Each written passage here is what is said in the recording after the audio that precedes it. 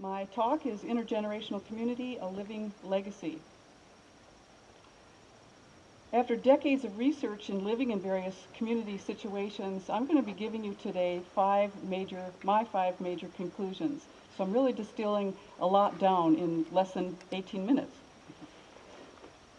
So why live locally in community?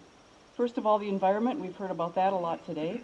We commute and pollute less, live on a smaller footprint, more connected to the earth.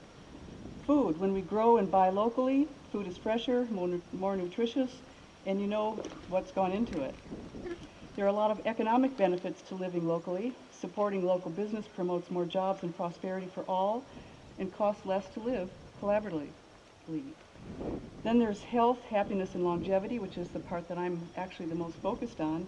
And that there's a whole lot of research indicating that people who are engaged relationally and contribute to others live longer, healthier, happier lives. Lots of research for that, almost regardless of diet. And as Meg Wheatley says, I love this quote, whatever the problem, community is the answer.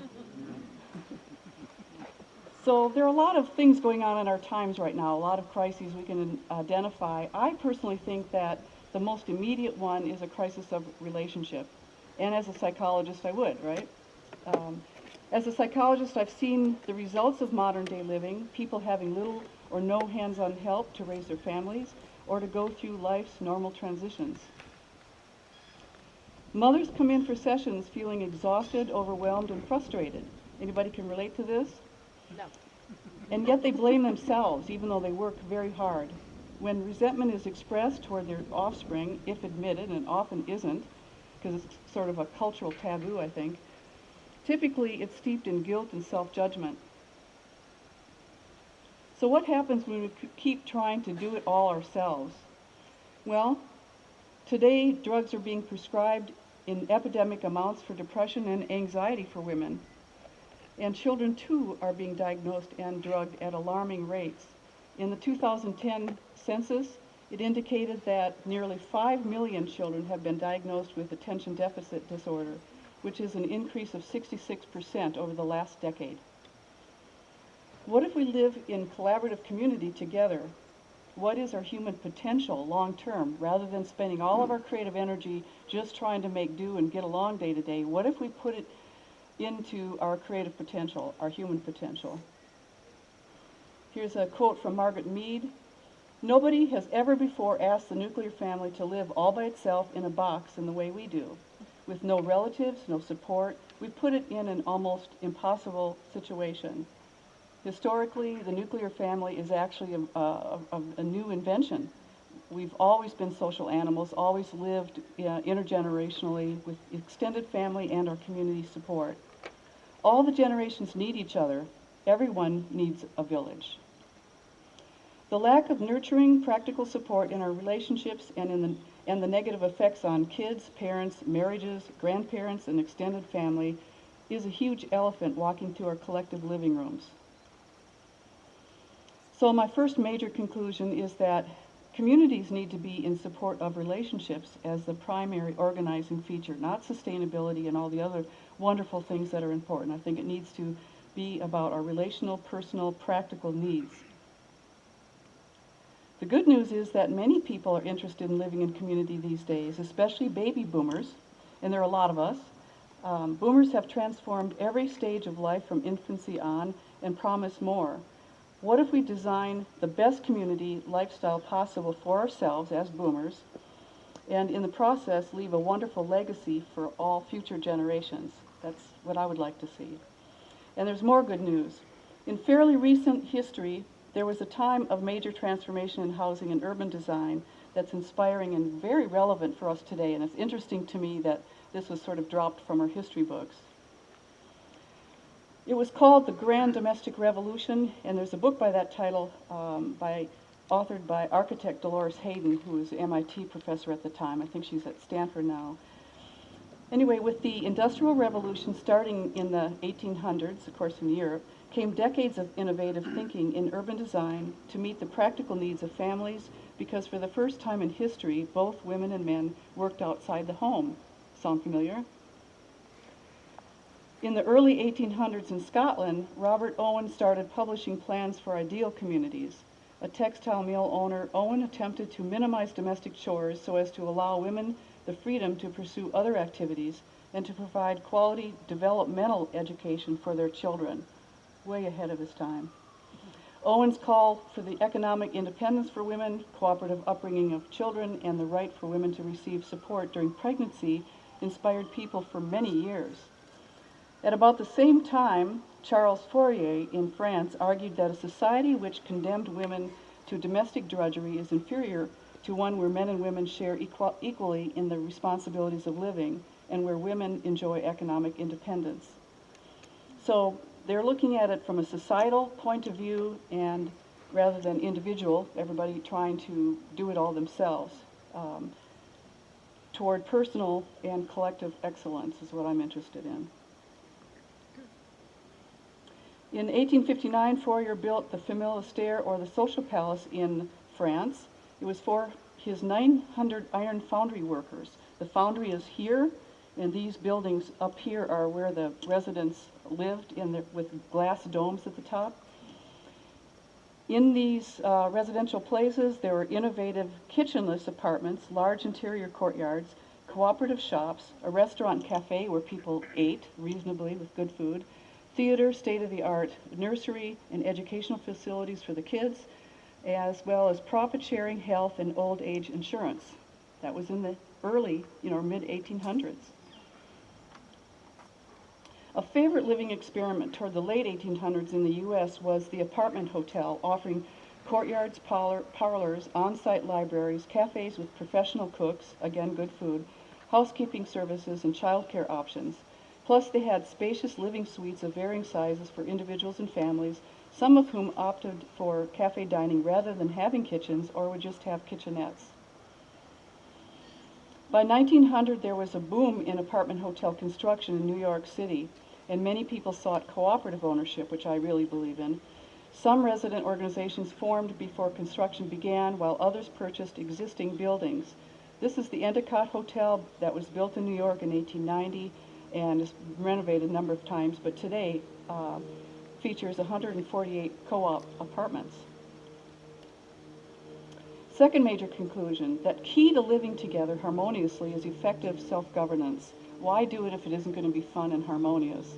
And I'm a huge advocate of sociocracy. As you may know, there's lots of contentiousness generally in a lot of intentional communities and homeowners associations. With sociocracy, that can be totally different. It's wonderful.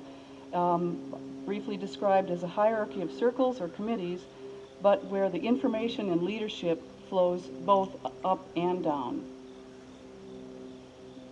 So again, what if we focus on what we can accomplish rather than just trying to always make do?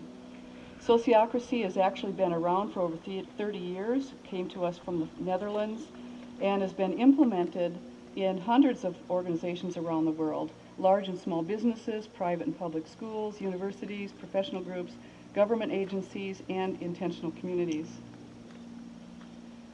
John Buck thankfully brought it to the U.S. back in the 1990s as a consultant, and in 2008 he came up with his first book on it, We the People.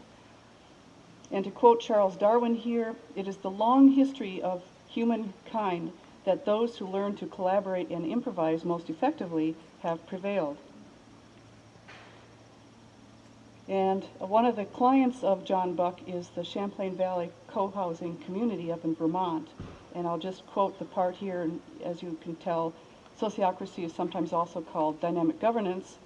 The underlying part is more than an improvement upon or a step better than consensus. I think that dynamic governance is a quantum leap better than any other decision-making format I've learned about or ever used previously. I believe that when we collaborate together, all manner of innovation is possible, and I think we're ready for that. I think we need that. Third major conclusion, that communities excel when they are contexts of creativity. And I believe that our biggest resource is our human resourcefulness. Benefits of a creative context, is that it enhances curiosity, creativity, and learning, encourages collaboration, shifts us from mere tolerance to celebration of diversity, enhances caring and interdependence, multiplies possibilities for innovation, and helps us to transcend the apparent paradox of me versus we. In the creative environment, everybody's being maximally evolved and developed and supports the whole. And it's fun, like these TED Talks show us. Another quote, living our joy and shining our light brings blessings to the world and is the greatest gift we can offer life. So supporting each other and doing that, I think, is extremely important. Fourth major conclusion, I would love to see the education in communities be community-based and, of course, offer lifelong learning, instead of big box schools with standardized everything. The four primary learning structures I would love to, I suggest all emphasize relationships. The first one's having mentorships and apprenticeships within the community. Study groups on topics according to interest of the students, classes offered by mentors, again according to interest, and then team learning projects. In the team learning projects, which I think it would be a mainstay and lots of fun and very productive, students work in small groups of similar interest. Each project has community relevance, so it would be a contribution. Teams define the project parameters with the appropriate sociocratic circle, and teams write the reports, present recommendations, implement, do the measurement, and so on. I'm going to give you an example of a team project. We'll take a group of 5 teens. We'll just use youth. Obviously, a team project can involve people of any age. And these adolescents want to turn a clean pond within the gray water treatment installations that's inside a modern-day apartment hotel. Why not, right? I'm making it up. Into a fish pond for food. With the support from sponsoring mentors and the appropriate governing circle, the landscaping circle in this case, they are to research, co-create a design, and determine its feasibility, and if the team recommends follow-through and the circle consents, they implement it by a certain agreed-upon date. The team monitors and measures results according to a schedule, makes adjustments, and gives a final report. So what is learned in something like this? Can we do something like this, and will students especially, young people, get adequate education? Well, in this example, they would learn permaculture, the agriculture of fish, gray water treatment, and so on. They'd learn about fish choices, the acquisition, maintenance cost, effort and equipment needed, harvest potential, how many per quantity of water, plants, water quality, and measurements needed. They'd learn about the climate, their own bioregion, cycles of nature, effect on productivity, so forth. They'd learn about sociocracy at an early age. They'd also learn about the community, other resident concerns, their eating habits, budget issues, about storing and cooking the fish. They'd certainly learn math throughout the whole process, and English and grammar throughout as well. What else is learned, and this is even more exciting to me, is that they learn how to ask good questions. They learn how to communicate and gain relationship skills. They learn teamwork, leadership skills, diligence, and research skills. In other words, they learn how to think, relate, and innovate. What a concept. If you add other things like having them do presentations that might be multimedia and incorporate teaching others of all ages, that would be great. And one of the things I like to highlight here is that the recommendations of the team projects that would be followed, and the teams would know that up front. They would know that what they're doing is giving a contribution. This elevates motivation and majorly elevates people's self-esteem. And the bottom line is the students would learn about themselves, their own capacities, and that it's okay to be me. Fifth conclusion, to catalyze community everywhere people already live rather than building new eco-villages outside of the urban areas. I'm interested in a revolution in housing for the masses, really, for all of humanity, to really evolve the human potential. We need to utilize existing urban structures also in space. Another reason for using the catalyzing community in existing neighborhoods is that few have the funds to build new homesteads, new communities. Also, the majority of elders want to age in place. Plus, we just need everyone. Our human potential needs everyone. The point is to contribute to our collective future, to realize our human potential, and it is time. So, what if each of us considered the city we already live in to be our intentional community? That's a great question. How would we behave differently? So here's a vision I have, seeing neighborhoods around each city converted into an amazing variety of collaborative communities, all part of a collaborative network of competent, contributing, resilient communities. Imagine.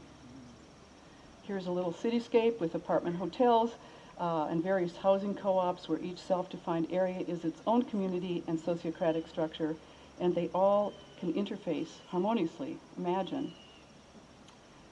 Also, we can convert large existing McMansions into small collaboratively or cooperatively owned share house communities, like the one I live in now. Imagine that. We can have urban areas transformed.